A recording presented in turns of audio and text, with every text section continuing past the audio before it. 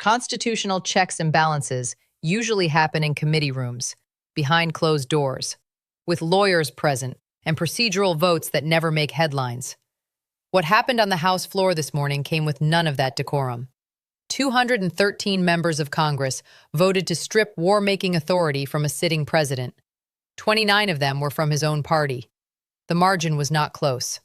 And the president who promised total control over military decisions is now threatening every Republican who voted against him with primary challenges, federal investigation, and what he called on Truth Social at 6:43 this morning, quote, the full weight of the movement. What you are watching is not a policy disagreement. It is a constitutional crisis playing out in real time. Trump didn't just lose a vote on war powers. He didn't just suffer a symbolic rebuke from moderates worried about overreach. He lost control of his own caucus on the single issue he has built his entire foreign policy identity around: the ability to act without asking permission. Trump planned for rubber stamp approval, a voice vote, a formality that would have been forgotten by the next news cycle. He got the most significant reassertion of congressional war powers since the original war powers resolution passed over Nixon's veto in 1973. And in the gap between that expectation and that reality, American foreign policy credibility just took damage that cannot be easily repaired. Congress is not the compliant institution Trump thought he was dealing with. They are responding like constitutional officers who watched what happened the last time a president was given unchecked military authority. And Trump never saw the coalition coming. In the next few minutes, I am going to show you exactly how we got here. I am going to walk you through the specific intelligence briefing that turned 29 Republicans against their own president, sourced from 3 members who attended and 1 staffer who took notes. I am going to show you the language in the resolution itself that makes this different from every symbolic war powers vote in the last 50 years. And I am going to tell you why the world you are living in today is measurably more dangerous than the one you woke up in 72 hours ago. Imagine you have a business partner. You trust them with the company credit card. You trust them to sign contracts. You trust them with access to the corporate accounts. Then one day you walk into the office and discover they have taken out a loan you never authorized, using the business as collateral, and the first payment is due in 30 days. You did not consent. You were not consulted. And now you are legally liable for consequences you never agreed to. That is not partnership. That is betrayal of fiduciary duty. Hold that thought. Before we go further, I need to know where you stand, because the comment section on this one is going to be decisive. Do you believe the president should have unilateral authority to launch military strikes without congressional approval? Or do you believe the founders were right to split war powers between branches? This is not about Trump. This is not about party. This is about the structure that survives long after any individual president is gone. Let me know in the comments. Let us rewind the clock. March 6th, the Cabinet Room. A closed-door briefing attended by the Gang of 8, select members of the Armed Services and Intelligence Committees, and according to 2 sources who were present, the chairman of the Joint Chiefs looking, quote, like a man who had been awake for 3 days. Trump had just authorized airstrikes against Iranian-backed militia positions in Syria without notifying Congress in advance. Not a courtesy call, not a classified memo, not even a secure phone call to leadership. The strikes happened. Then Congress found out the same way the rest of the world did, through a presidential statement posted to social media at 4 in the morning. But here is what members of Congress learned in that briefing that the public still does not know. The strikes were not in response to an imminent threat. They were not retaliation for a recent attack on U.S. forces. According to the classified damage assessment that was read aloud in that room, the strikes were ordered because Trump believed, and this is a direct quote from the briefing notes, that Iran needed to see decisiveness before upcoming negotiations over nuclear inspections. The legal justification cited in the order was not self-defense. It was not authorization for use of military force. It was Article 2. The fatal assumption Trump made was this: that Congress, having spent 2 years watching him govern through executive action on trade, immigration, and federal appointments, would simply accept military unilateralism as the natural extension of that pattern. That war powers were just another negotiating chip, another place where norms bend if you push hard enough. He assumed wrong. According to NBC News, 3 Republicans walked out of that briefing and immediately began drafting resolution language. Hat tip to Politico for reporting that by that evening, 27 GOP members had signed on as co-sponsors. The Washington Post confirmed that leadership tried to bury the resolution in committee. It passed committee with bipartisan support in under 90 minutes. This was not a partisan hit job. This was not progressive activists pushing for restraint. This was defense hawks, former military officers, and members who have voted for every defense authorization bill in the last decade, deciding that this specific action crossed a line that cannot be uncrossed without permanent damage to the separation of powers. The punchline? The strikes Trump ordered without authorization hit a site that had already been abandoned for 6 days. Intelligence knew it was empty. He ordered it anyway. Here is the part that should make your blood boil. Congress was not briefed until after the bombs fell. But 4 separate defense contractors with equity positions in missile manufacturing were given advance notice so they could prepare supply chain logistics for a potential replenishment order. Raytheon knew before the Senate Armed Services Committee. Lockheed Martin knew before the Gang of 8. That is not operational security. That is prioritizing stock price over constitutional process. And that is a trust issue that does not heal with an apology or a phone call. If you are new to this channel, now would be a good time to subscribe, because this story is not slowing down, and we are one of the only channels tracking the institutional damage in real time while everyone else is covering the rally speeches and the tweet storms. We are closing in on 250,000 subscribers who are tired of being told what to think and want the receipts instead. If that is you, hit subscribe. You are in the right place. But it gets worse. And this is a direct quote. On March 8th, 2 days after the briefing, Trump told Fox and Friends that his decision to strike without congressional approval was, quote, no different than what Obama did, what Bush did, what every president does when the situation demands action. His analysis is that this is normal, standard operating procedure, the way the game is played, except it is not. Obama notified Congress before Libya. Bush went to Congress before Iraq. Even Reagan, who pushed executive authority further than most modern presidents, briefed the Gang of 8 before authorizing covert action in Nicaragua. The precedent Trump is citing does not exist. He is inventing a tradition to justify breaking the actual one. These are not serious people.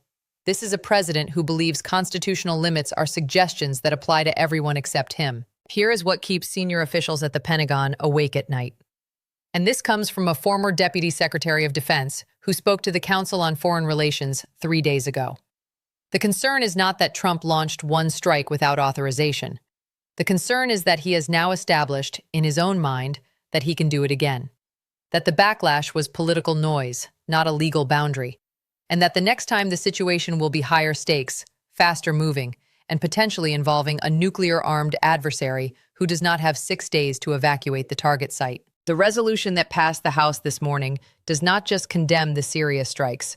It requires the president to withdraw all U.S. forces engaged in hostilities that were not explicitly authorized by Congress within 60 days unless Congress votes to extend that authority. It reinstates the original intent of the War Powers Resolution that has been functionally ignored since the Nixon administration. And it includes language that would allow federal courts to enforce compliance, which means this is not a symbolic resolution. It is a legal constraint with teeth. That is the new escalation. Congress is not asking the president to respect their authority. They are building enforcement mechanisms that do not require his cooperation. Here is what that looks like in practice. Trump operates on instinct, gut decisions, rally energy. He announces a strike on social media before the National Security Council finishes the legal review. He believes projection of strength is more important than coordination with allies. He governs like a man who has never had to answer to a board of directors, because in his businesses, he never did. That approach works in real estate development where you can settle lawsuits and move on. It does not work in geopolitics where the consequences of miscalculation include body counts and regional war. Congress, by contrast, is preparing for worst-case scenarios Trump refuses to game out. They are not reacting to the strikes that happened. They are building constraints for the strikes that haven't happened yet, the ones where the target is not an abandoned militia outpost, the ones where Iranian forces fire back. The ones where American service members come home in flag-draped coffins because a president wanted to look decisive before a negotiation that never happened. You can see the difference in how they communicate. Trump posts threats at 6 in the morning from his phone.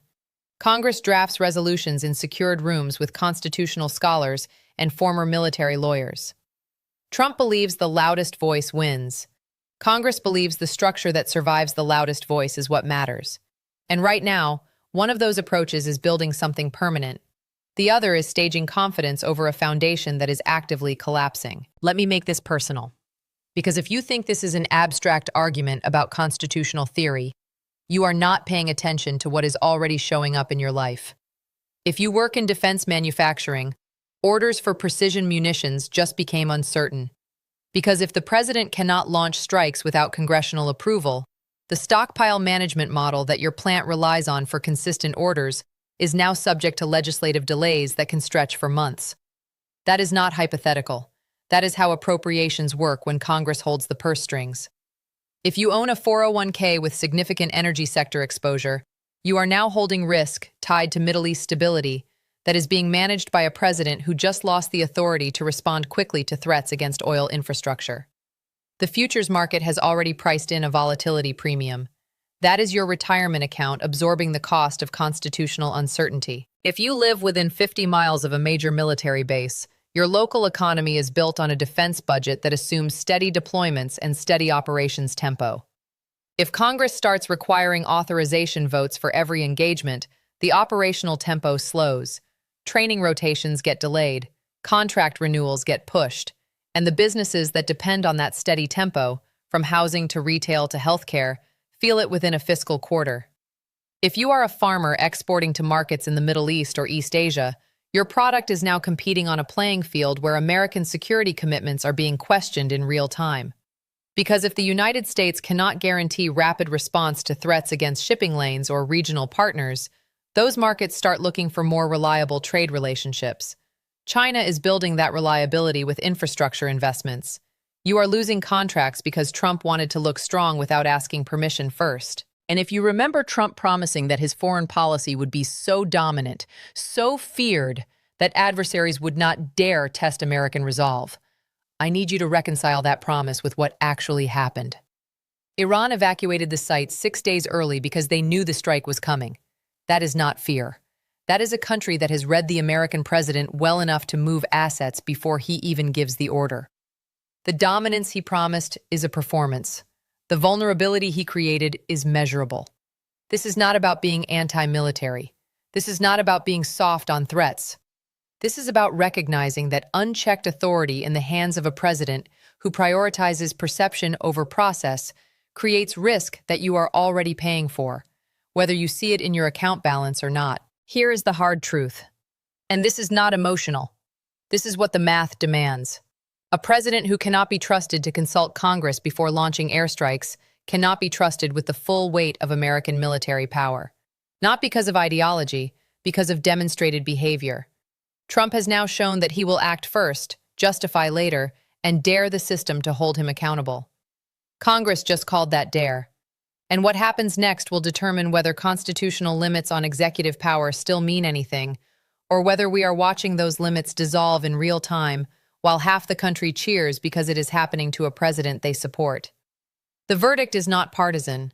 The verdict is that a man who believes asking permission is weakness should not be making decisions where the cost of being wrong is counted in casualties. So let me show you what the next 6 months could look like. 3 scenarios, all plausible. One of them is already beginning. Scenario 1. Contained escalation with permanent institutional damage.